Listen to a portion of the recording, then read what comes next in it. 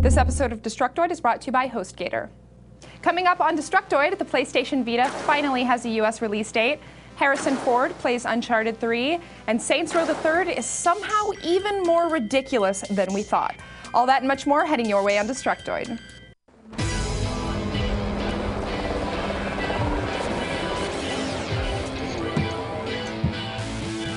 Hey there, welcome to Destructoid. I'm Tara Long. And I'm Max Scoville. Happy Wednesday, Max. Happy Wednesday, everybody. It's Wednesday again. Yeah. Happens every week, but we're still excited about it. I'm always happy. Every day of the... Okay, let's talk news then. Okay, we've actually got a really good show today. We've got a big new Saints Row preview, another preschool Connect game from Double Fine that adults will want for themselves. But the big news right now is a Western launch date for Sony's PlayStation Vita. The United States, Canada, Latin America, and Europe will all have access to the Vita on February 22nd, 2012. That includes the Wi-Fi only model for $250 and the 3G version for $300. Still no word on the launch titles, but we do have a date now, so that's cool. In other expensive Sony products I wish I had more money for news, they've also announced a release date for that 3D gaming TV that got shown off back at E3. I remember that. Yeah, fancy machine.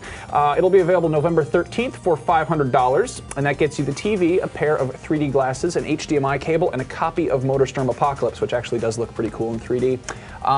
That's cool. It's a TV, whatever, no big deal. It has the glasses that you can wear, and your friend can wear a pair too, and you can play two-player, and it literally splits the screen so that both people are seeing different screens. You're looking at the same screen and seeing two completely different things. Like having TVs inside your eyes. It's really cool. Yeah. So that's a neat thing. That's kind of its really cool selling point. Also, you can put it on your desk in your dorm room if you have $500. Anyway, that's November 13th for the TV and February 22nd for the Vita. So start not paying for stuff that isn't those things. You know, Max, February 22nd is only 4 days before my birthday. But I already got you that Texas-shaped waffle iron. Really? No, I'm kidding. Oh, well, I'd rather have that than a Vita anyway, so please get me that. Also, stash away a few pennies for Uncharted 3, which is still on track for its November 1st release date. We kind of seem to be at the point in the game cycle now where Sony is literally just throwing piles of money at people to speak on behalf of the game. And the latest celebrity to lend their name for a commercial is Harrison Ford, the original adventureman and my personal pick for Hollywood's Silver Fox. Although creepily, he looks a lot like my dad. Anyway, the commercial basically just shows him sitting on a couch playing Uncharted 3 for like 6 minutes, and he's kind of reacting to it. But the important thing to note is that he's enjoying himself, you guys. You know, because of all the money that he got paid to sit in front of a camera and play video games for 10 minutes. I guess it's not all that different than what we do. Or maybe I'm just bitter because I don't have my own Japanese commercial. Sooner or later. It's the hallmark of success. Yeah. Japanese television aside, though, Sony did release the official launch trailer for Uncharted 3 on their YouTube channel a couple days ago, and it looks a lot like a movie trailer, even down to the cheeky one-liners and comic relief. It's an Uncharted game, though, so, you know, you expect to chase a lot of cars and punch a few guys and look really handsome while you're doing it, not unlike Harrison Ford.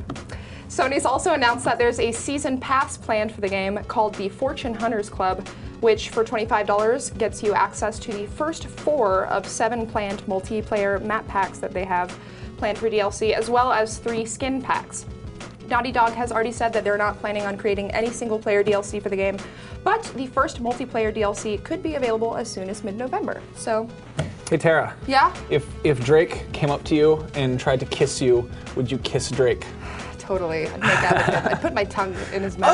Oh, yeah, I know, awful. that's gross. You're I dreadful. know it's gross, I know. Yeah, he's a heartthrob though. Yeah. Anyway, last Friday, I got to pay a visit to Double Fine Studios, the guys behind games like Brutal Legend, Stacking, and whatever it was they changed the name of Trench to. Most recently, their Sesame Street Connect game, Once Upon a Monster, convinced me that I do want to connect, and now they're unveiling another Connect game that's actually really, really fun. It's called Happy Action Theater, and it's a game without rules. It's like somewhere between a virtual toy and an interactive visualization. Very psychedelic. For instance, it covers your living room floor with molten lava, or, you know, makes you underwater so you can catch fish. But basically, it's like a weird. It's just playing with the Kinect. It's some weird stuff you can do. Tim Schafer was there to talk about how even when video games are really simplified, like in Sesame Street, they can still be frustrating for little kids to figure out. So they wanted to make a thing that's, you know, just sort of open-ended and fun to play with, which is pretty cool. He also pointed out that it could be fun for a dorm room full of college kids under the influence of things. I got a chance to play a bit of the Happy Action Theater with our good pal Anthony Carboni, and it was really neat. We kicked a bunch of balloons, and I got really sweaty because we were in a room, and then I went in the other room and I ate corn dogs and drank the beer. So thank you, Tim Schafer. You just gave me one more reason that I want a Kinect so that I can stomp around in my tiny apartment and knock things over and piss off all my neighbors. So actually sounds and looks kind of Japanese also. Happy Action Theater? Yeah, a little bit, yeah. I could see that, maybe. It's pretty fun, though. I think it's going to be something to keep an eye on. So definitely. There's that. So we usually make it a point not to cover sports games on this show because our producer really likes them, and we also, you know, we just like to make them mad.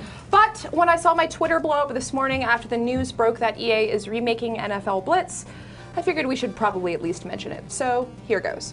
EA confirmed today that they've been busy developing an HD remake of the popular Midway title NFL Blitz, set to release on XBLA and PSN in January 2012 for $15.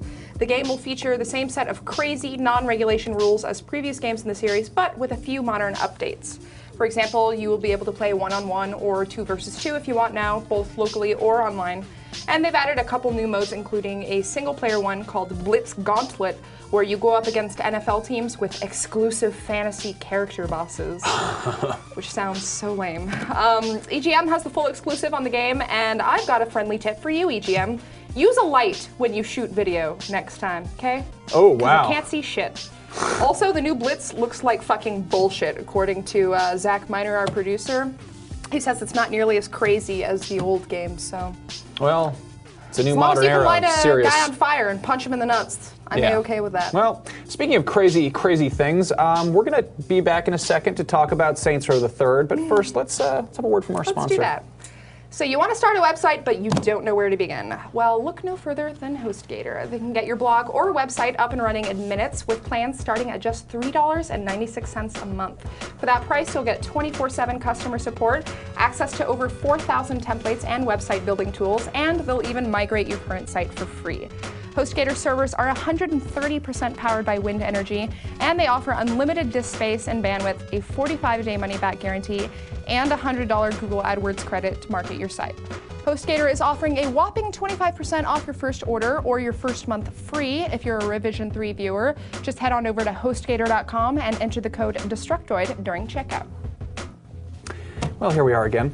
As you guys probably know, my two most anticipated games of the year are Skyrim and Saints Row the Third. And last episode, I summarized my 2,600-word Skyrim preview, which you should go read. And then afterwards, I had a few people ask me why or when I was going to be talking about Saints Row the Third. It's been like 4 days. Yeah, that's crazy.